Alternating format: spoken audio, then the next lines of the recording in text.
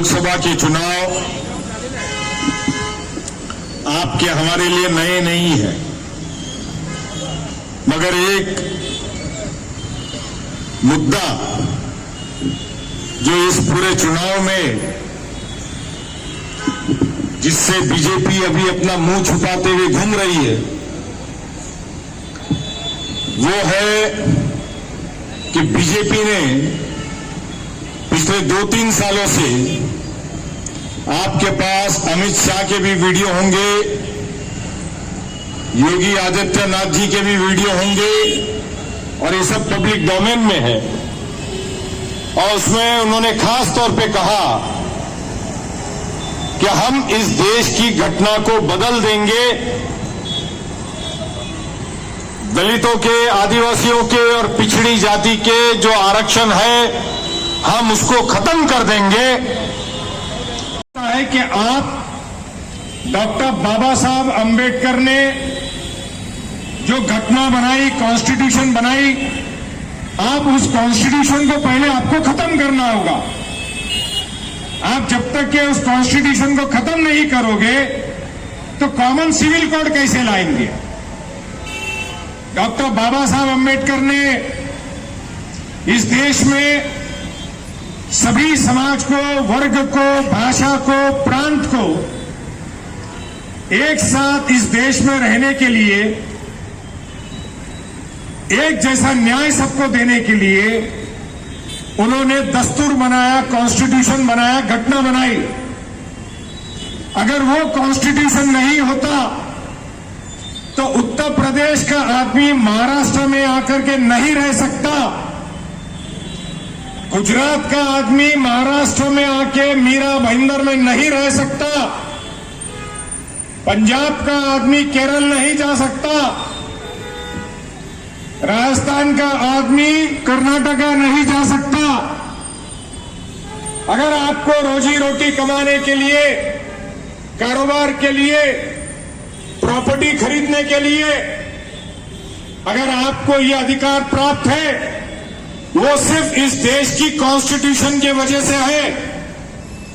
अगर आपका प्रॉपर्टी में, कारोबार में कोई दिक्कत पेश आती है, कोर्ट कचहरी होती है, तो हिंदुस्तान के किसी भी कोर्ट में आपको दावा दाखिल करने का अधिकार अगर प्राप्त है तो उस कॉन्स्टिट्यूशन की वजह से है। और बीजेपी ये कहती है कि हम कॉमन सिविल कोड लाएंगे। इस देश के राष्ट्रपति और प्राइम मिनिस्टर को सवाल नहीं पूछ सकता है कि हम उस व्यवस्था में जाना चाहेंगे जो 10,000 साल पुराना है, कि हम एक प्रोग्रेसिव नेशन की तरफ जाएंगे। ये तफावत है, ये दुगली बातें हैं बीजेपी की। जब वो कहती है कि हम हिंदुस्तान को इकोनॉमिकली तीसरे नंबर पे लेके जा रहे हैं, हम दुनिया की सब में बड़ी इकोनॉमी बन रहे हैं, 5 ट्रिलियन की इकोनॉमी बन रहे हैं हम। आज ही मैं प्राइम मिनिस्टर का भाषण कल्याण का सुन रहा था। अभी सीधा वो 20-25 साल आगे की बात करने लग गए। 10 साल में क्या किया वो बात नहीं कर रहे हैं। अब वो बोलते हैं मैं 2047 का प्लान बना रहा हूं। क्या बना रहा हूं? 2047। मैं 58 साल का हूं, 47 साल के बाद तो मेरी कब्र कहां रहेगी वो मुझे मालूम नहीं है। आप में से भी बड़े बुजुर्ग होंगे, भगवान करे आप 200 साल जिए ताकि आपको 2047 में क्या ये कर रहे हो आपको हमको देखने का मौका मिले। अरे लोगों ने इनको चुन के दिया था। 2012 में इन्होंने कहा कि हम देश को बदल देंगे। ये कांग्रेस के राज में बोले ये डॉलर 57 रुपीस का है। वो रजत शर्मा के शो में जाकर के इंग्लिश में बोलते थे एक अल्फाज 57। गुजराती भाई हमारे बोलते ना इंग्लिश, केवी रीते बोले बहन बोलो 57 रुपए का, बोले 57 रुपए का डॉलर है। मैं अभी पूछना चाहता हूं अभी डॉलर कितने का है? अरे बोलो कितने का है? कितने का है डॉलर? तू सुना ही नहीं देता। कितने का है? चिल्लाती थी 60 रुपया। आज कितना है पेट्रोल? आज कितना है पेट्रोल? एक दिन हम लोग है ना हस्ताक्षर अभियान कर रहे थे स्टेशन के पास। क्या कर रहे थे? हस्ताक्षर अभियान। पेट्रोल का भाव बढ़ गया, डीजल का भाव बढ़ गया, तो एक भाई हमारा वहां से जा रहा था, अब कौन सी जमात का था, समाज का था, वो नहीं बोलूंगा मैं, बोलता बढ़ गया तो बढ़ गया ना, क्या फर्क पड़ता है। मैं उसको रोका, तेरे को फर्क नहीं पड़ता है, तेरे पास स्कूटर है क्या? नहीं, हूं तो ट्रेन की जाऊं छू।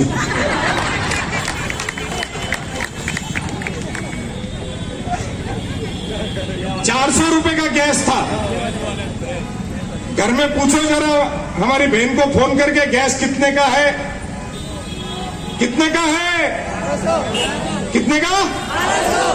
क्या झूठ बोलते? 400 का है। स्मृति ईरानी बोलती है कुछ अभी, उसके घर में 400 का ही जाता है, उसको सब्सिडी मिलती है, मिनिस्टर है, इसके लिए सब्सिडी उसको है, खाली आपको नहीं है, आपको नहीं है। 400 रुपए का गैस 1100, 57 रुपए का डॉलर 84, 50 रुपए का पेट्रोल 100 रुपया। अभी कहां गई महंगेवारी? 5वीं इकोनॉमी बन रहे हम, 5वीं इकोनॉमी। मोदी साहब कितना छाती ठोक के आज भी बोल रहे थे, 25 करोड़ जनता को मैं राशन देता हूं। क्या बोलते हैं? मेरे को याद है बचपन में हम भी राशन लेते थे, हमारा भी ऑरेंज कार्ड था। मजाक नहीं करता, सच बोलता हूं। हम कोई पैदाइशी गोल्डन टी स्पून, क्या बोलते, सिल्वर स्पून का नहीं हूं मैं। ये आप लोग बैठे यहाँ खेती करता था, मच्छी पकड़ता था इधर, ये प्रभाकर भाई भी हम लोग मच्छी पकड़ते थे पेनकर पड़ा में, तो बॉर्न विथ सिल्वर स्पून नहीं है हम। तो राशन का कार्ड हमारा भी रहता था, घासलेट, चावल, तेल, शक्कर, लाइन लगा के हम लोग लेते थे, बरोबर है। तो आज मोदी साहब वापस 10 साल के बाद भी बोलते हैं 25 करोड़ लोगों को, 80 करोड़ लोगों को मैं राशन देता हूं। तो 10 साल के अंदर आपने बीपीएल कैटेगरी में से आपने इकोनॉमिकली लोगों को बेटर नहीं बनाया, आपने अच्छा नहीं बनाया। बनाया क्या? बनाया क्या? तो 5वें नंबर की इकोनॉमी कैसे हो गई? बोलते हम यूके से आगे चले गए पर कैपिटा इनकम, हमारा सालाना आमदनी बढ़ गई है, यूके से ज्यादा हो गई है। अगर सालाना आमदनी अगर यूके से ज्यादा हो गई है तो 80 करोड़ जनता को राशन क्यों देना पड़ता है? और मोदी साहब की गारंटी क्या है मालूम है आपको? 15 लाख। मोदी साहब की गारंटी है कि अगले 5 साल तक भी मैं आपको बीपीएल में रखूंगा, राशन दूंगा। मतलब मैं आपको बीपीएल ही बना के रखूंगा। बात समझ में आती है कि नहीं आती है? कुछ बात समझ में आई कि अगले 5 साल में भी आपको बीपीएल से ही राशन मिलेगा। ये इनकी इकोनॉमी है। गोसलकर साहब हमारे बीच में आए, उनका स्वागत है।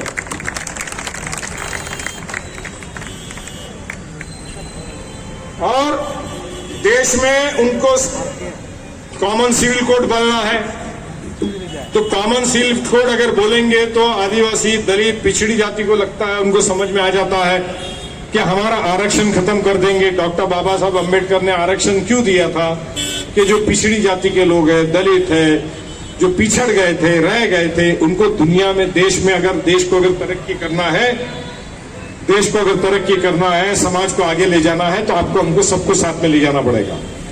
एक घर परिवार के अंदर अगर 10 बच्चे होते हैं, उदाहरण के तौर पे 10 होते हैं, अभी आपको 10 बोलेंगे तो मुसलमान ही दिखता है। कल मैं एक महाराज साहब का व्याख्यान सुन रहा था, भागवत सप्ताह, तो पटरानी गिना रहे थे भगवान श्री कृष्ण की 8।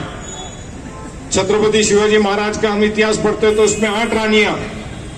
तो जूने इतिहास के अंदर मतलब अपन देखते हैं कि हर घर परिवार में संतान जो है वो 4-5 होती ही थी। गांव खेड़ों में आज भी होती है। तो दबाना है, बटन दबाते वक्त इस उंगली से आपको एक कसम खा के बटन दबाना है कि हम हिंदुस्तानी है और मरते दम तक हिंदुस्तानी रहेंगे। और राजन विचारे को उबाटा के उद्धव बाला साहब ठाकरे के इस उम्मीदवार को, इंडिया विकास अघाड़ी के इस उम्मीदवार को 20 तारीख को बहुमत से आपको जिता के लाना है। एक बहुत बढ़िया पिक्चर थी, ये बोल के मैं अपना भाषण खत्म करता हूं। आपको टेंस कर दिया, थोड़ा हंसा के जाता हूं। अपन तो कोई जॉनी लीवर है नहीं। एक पिक्चर आई थी बहुत बढ़िया, करण अर्जुन, आई थी क्या नहीं? उसमें अशोक सराफ रहता, मालूम है, ठाकुर के साथ। उसका एक डायलॉग है, ठाकुर तो और 4 जून को कौन गयो? मोदी तो यो। धन्यवाद। जय हिंद, जय महाराष्ट्र। देखिए, अगर पिछले बार आप देखते जाए, अगर वो बोल रहे कि बीजेपी के वोट पर भी चुन के आए, लेकिन वो ये नहीं बोल रहे कि उनके भी जो एमपी थे वो भी शिवसेना के वोट पे चुन के आए। सही बात है। तो अगर इस बार अगर हमारे साथ बीजेपी नहीं है ना, तो भी जनता का साथ है, और जो एकनिष्ठ राष्ट्रवादी है और कांग्रेस पार्टी वो हमारे साथ है, तो हमारे लिए बहुत काफी है। बीजेपी के हमको कुछ सुनना। कल फडणवीस साहब ने कहा कि हमारे पास ट्रेन है, डब्बे हैं, लेकिन महाविकास आघाड़ी के पास में सिर्फ ट्रेन के इंजन ही है, डब्बे तो है ही नहीं। उनके पास कोई एक चेहरा नहीं है जिसको पीएम बना सके। इसके विषय में क्या कहना चाहिए? अभी पीएम का चेहरा कौन रहेगा वो तो महाविकास आघाड़ी के जो प्रमुख नेता है उनका रहेगा, वो डिसाइड करेंगे। लेकिन मैं अगर कहना चाहूँ ना, जो आम जनता के लिए, मतलब संविधान के अनुसार चल के आम जनता के लिए जो काम करे वो सच्चा प्रधानमंत्री। लेकिन आप अगर आज देखा जाए तो जो अपने मोदी साहब है वो सिर्फ एक ही समाज को लेके चल रहे हैं, सिर्फ एक ही स्टेट को लेके चल रहे हैं। लेकिन भारतीय जनता की, मतलब जो भारत की जनता है, भारतीय जनता नहीं, भारत की जनता है, उसके बारे में पंतप्रधान जी को कुछ लेना देना है नहीं। लेकिन जो महाविकास आघाड़ी का जो भी प्रधानमंत्री बनेगा, मैं आज इस धरती पे आपको कह रही हूँ, मेरा भाईंदर के हर एक भारत के नागरिक के लिए, हर एक भारत के नागरिक के लिए विकास होगा और महंगाई की मार कम होगी। ये होगा हमारा प्रधानमंत्री। अगर आपकी महाविकास आघाड़ी जीत कर आती है तो आपका पीएम उम्मीदवार कौन होगा? अभी देखिए मैडम, मैंने आपको जैसे पहले भी कहा कि मैं इतनी बड़ी नहीं हूँ, लेकिन हमारे जो नेतागण है महाविकास आघाड़ी के, वो टाइम पे जो डिक्लेयर करेंगे, मतलब जो उनका निर्णय होगा, हम सभी को कार्यकर्ताओं को वो मान्य होगा। तो इसके लिए आप वरिष्ठ नेताओं से सवाल पूछे तो बेहतर रहेगा। Thank you so much. चल रही है जनता के बीच में, जो उनका नाम है उस विषय में आप क्या कहना चाहोगे? कितने